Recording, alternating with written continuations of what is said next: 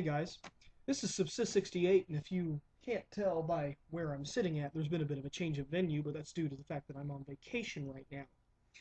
But while I was on vacation, I picked up something that was released today, July 12th, and that would be the 25th anniversary issuing of Peace Sells But Who's Buying, and it's a special edition CD. Now, a little bit about Peace Sells. Background on it. It's one of the classic thrash metal albums. Definitely a classic for Megadeth and possibly one of the best releases out of the big four of thrash. Uh, this has been an album that I've listened to for years. It's a great album. I enjoy it listening. I enjoy listening to it at any time, really. It's one of those albums I can put on at any time, and it just sounds good. It never gets old. Now, what is included in this 25th anniversary special edition of Peace Sells would be that you have a two-disc edition. One, you have the original album remastered, and when you open up inside of the case here, you also get disc 2, which is a live album, it says live at the Fantasy Theater in Cleveland 1987 from their first world tour.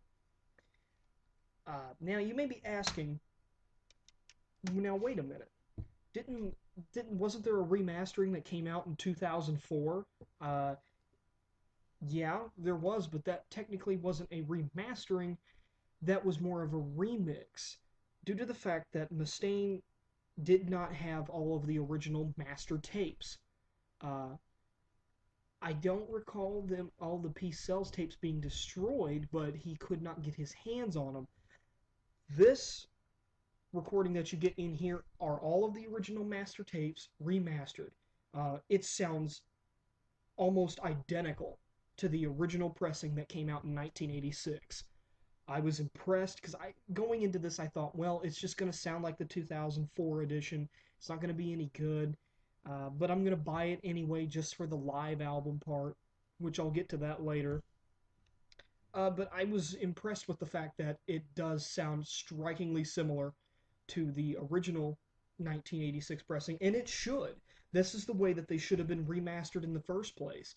And these aren't remastered by Mustaine like all of the 2004 remasters were. These were done by another person. His name's in the booklet. I haven't really looked that much into the booklet yet. I did, however, find here in the booklet that there are liner notes written by Lars Ulrich, Dave Mustaine, of course, and a man named Dennis Wolf, who was the producer for the remastering. So there you go, there's your name. And he actually addresses the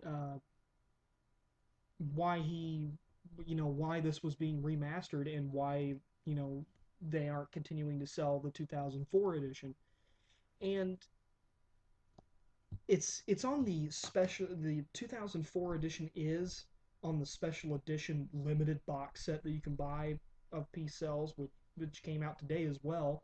But that's like $130, and it includes vinyl and collector's items and everything else. But frankly, $130 for virtually the same content that you get right here is a little bit to spend. Inside, you've got your band photos and stuff like that from the Peace Sells era, back when Gar and Chris were in the band, and you have old credits from the original pressing, and you got new credits. So all in all, the sound quality for the original album remastering is great. I'm impressed with it, and even though that's not originally why I purchased this album, it's nice to have, and it makes me wonder why they just didn't do it this way in the first place. I hope that maybe there can be a 25th anniversary reissuing of Rust in Peace when that time comes. We got about another 4 or 5 years.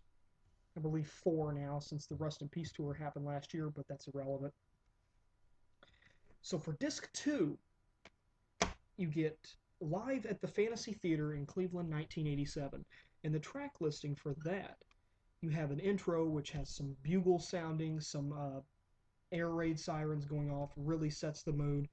And then they open up with Wake Up Dead.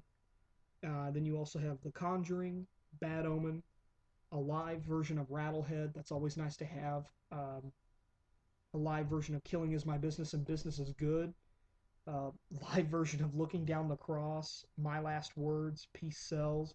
Even a live version of their cover of These Boots Were Made for Walking, Devil's Island, Last Rites, Love to Death, and Mechanics, and all of the tracks on disc 2 were previously unreleased material, which means that before then, you've never heard them.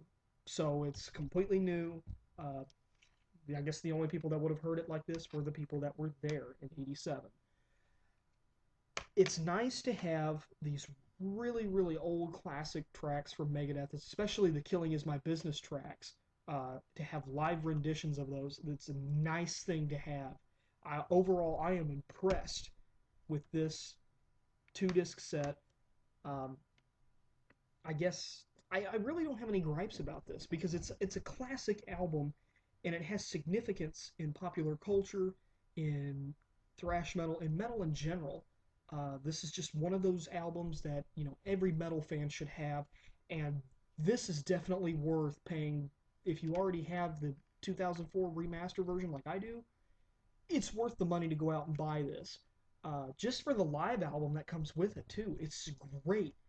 Sound quality is amazing, and there's even some really cool stuff like during Peace Sells, right before the classic line, "Can you put a price on peace?" There's like a little 20-25 second extra guitar solo by Mustaine, and it's really great to hear that because that was back in the day, back in the drug fueled riffage, shredding, awesome stuff. So I have no gripes with this re-release. So I would recommend it again to any Megadeth fan, any metal fan. This is one of those must-have albums. I'm going to give the Peace Sells 25th Anniversary Edition a 10 out of 10. It's There's nothing wrong with it. It's an improvement, if anything. Um, Other than that, I don't really have much to say. So I'm going to leave you guys with. Hmm, I think I'm going to leave you guys with a live rendition of Rattlehead from the Fantasy Theater concert, Cleveland 1987. So this is Subsist 68 on vacation, signing off.